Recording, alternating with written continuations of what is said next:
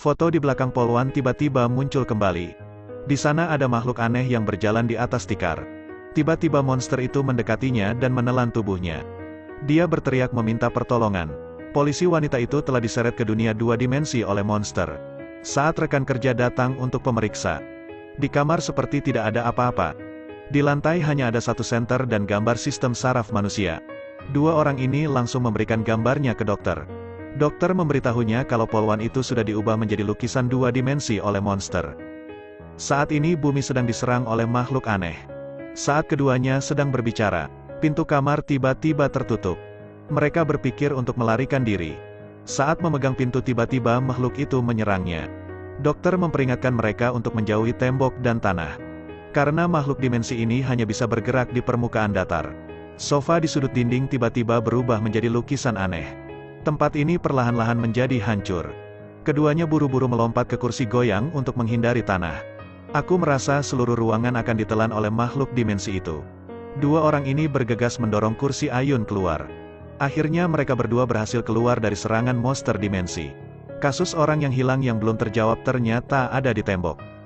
Mereka diubah menjadi bentuk manusia oleh makhluk 2 dimensi. Saat ini terjadi adegan aneh. Lukisan-lukisan di dinding tiba-tiba bergerak. Makhluk 2 dimensi yang tak terhitung jumlahnya mengalir dari dinding. Mereka belum pernah melihat adegan seperti ini. Terburu-buru membuat orang keluar dan lari. Untuk memperjelas tujuan, mereka menginvasi bumi. Gunakan busur untuk menulis dan memulai percakapan. Di antaranya ada 20.000 orang yang sudah ditandai oleh monster. Orang ini bergegas untuk melihat tanda di bajunya. Dia harus menjadi orang yang dipilih oleh makhluk 2 dimensi. Tapi sedetik kemudian, orang ini tiba-tiba berdiri diam. Saat dilihat, dia berubah menjadi wajah datar 2 arah. Ternyata nomor sebelumnya hanya target serangan. Para kru melarikan diri ke dalam terowongan. Tetapi saat mereka melanjutkan untuk berlari keluar, tiba-tiba, menemukan pegangan telah berubah menjadi wajah datar. Makhluk 2 dimensi akan mengurung mereka di sini. Sepasang tangan hitam besar mencuat dari belakang. Satu rekannya lagi terseret ke dunia 2 dimensi. Lebih mengerikannya lagi, makhluk 2 dimensi berevolusi menjadi 3 dimensi. Mereka mulai mengejar target seperti zombie. Dokter ingin membantu mereka keluar dari terowongan. Perangkat ini mengubah makhluk 2 dimensi menjadi 3 dimensi. Gagang pintu besi perlahan-lahan mengembalikan bentuk aslinya. Agar makhluk IU tidak bisa mengejarnya balik. Saat keluar Clara sengaja memutar balik pintu besi. Tapi makhluk 2 dimensi telah berevolusi. Dengan mudah mereka berhasil membuka pintunya. Meskipun dokter mampu menghentikan makhluk ini, energinya sekarang sudah habis. Mereka pun dikejar oleh makhluk dimensi ini. Ketika Clara akan pergi ke dimensi dokter, ia malah menjatuhkan bendanya. Benda itu jatuh ke bawah rel kereta api. Saat ini kereta datang dan hendak menabrak benda dokter. Setelah kehilangan tenaga, dokter harus keluar jalur dengan tangan. Ia menggerakkan tangannya keluar dari lubang. Kemudian bergerak secara perlahan keluar dari rel. Akhirnya dokter bisa menyelamatkan dirinya. Tapi karena sang dokter sangat bersemangat dia mulai menari-nari. Hal ini menyebabkan ketidakseimbangan dalam ruangan. Melihat kereta akan menabraknya. Pada saat yang sama dokter segera mengaktifkan mode kunci.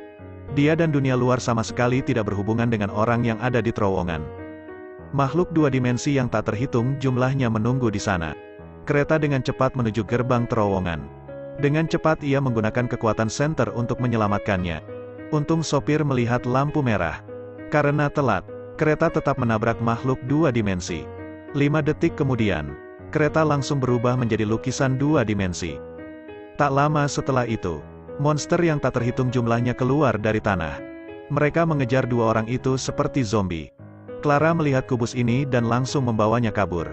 Sekarang energiku telah terkuras oleh makhluk 2 dimensi. Dokter juga hilang kontak dengan Clara.